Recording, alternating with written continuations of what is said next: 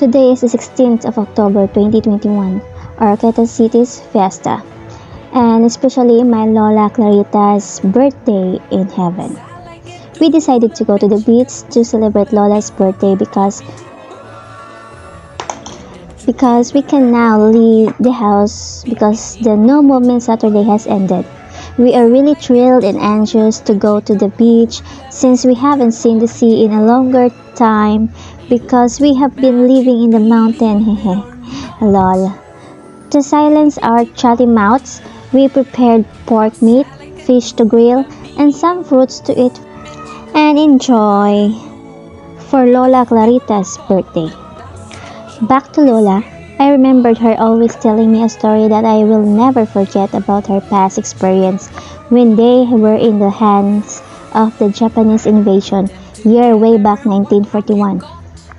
Her mother was pregnant at the time and they needed to flee from the Japanese. Based on her story, when she was young, under Japanese territory, they were so afraid due to the attack. Lots of women were raped, several massacres, and babies were thrown and will be cut by bayonet, or they call it bayoneta.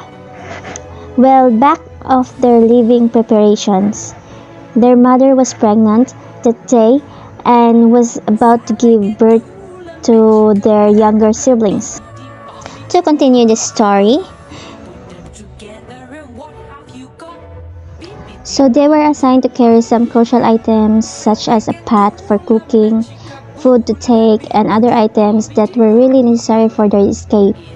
Her mother was taken by two men with a blanket through the woods to a secure location. They used to eat corns and they were trained to be responsible and always check their surroundings. As I recall, they hide in the cave and cook at night so that the smoke won't be seen by Japanese soldiers. They covered it straight away. They were born with fear. My Lola is a bold woman who had shared many stories with me, which I am happy to share with you because everyone is so preoccupied with their campaigns right now. I'll tell you about what I've heard from Lola or my grandma during Ferdinand Marcos' presidency.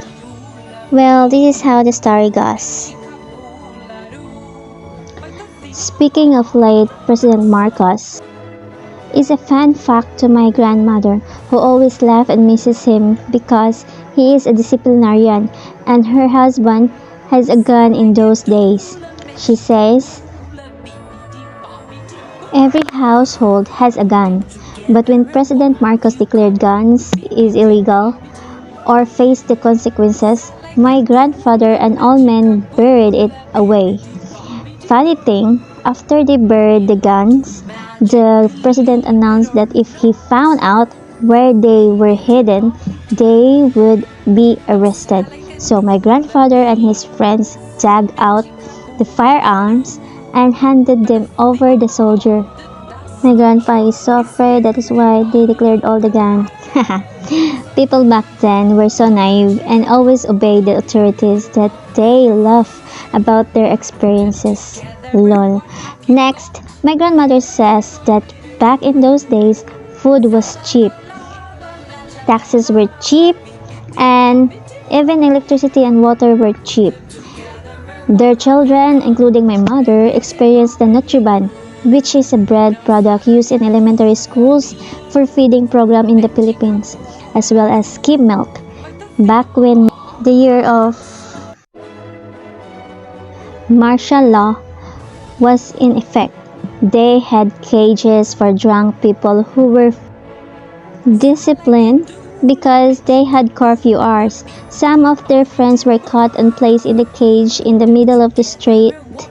She kept laughing as she tells the story because when her friends wake up, they already inside the cage and have been in prison for 24 hours. If you're wondering why she's laughing, I asked her why she's laughing because she said all her friends already know the law and that's why they're famous. They're not worried because her friends has been released in 24 hours. She claims that Despite their hard-headedness, the president always keeps them safe and that they feel safer than the Japanese. She claims that several presidents before Marcos were wonderful, but that Marcos was the best when he built a lot of infrastructure and people did not have to struggle. My grandmother used to praise that president, which I never heard from my instructor or teacher. Hehe. Pisio. Which my sister is basing on the Civica at Cultura book. Ferdinand Marcos is a dictator and there is nothing good about him. She explained that the Masagana 99 program is an emergency solution to extreme rice shortage caused by pests and natural catastrophes. I mentioned that I'd heard they were um, um, country thieves, to which he answered, well, they're a good thief, if that's the case, because they shared it with us back then, which was accompanied by laughing. Naughty Lola.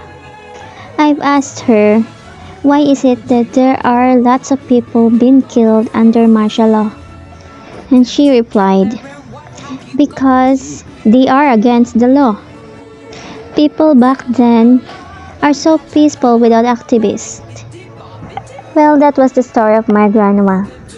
I remember her because it is her birthday and she always tells me story back then which never been told by our schools. Well, to all politicians out there, do your best because people fade away, but story stays. I hope you've learned something from this. Just don't mention all of your accomplishments and what you've done for the country because people may share what they've learned from you. And if they've learned something positive, the story will be nice. That's it. Have a good day. Goodbye.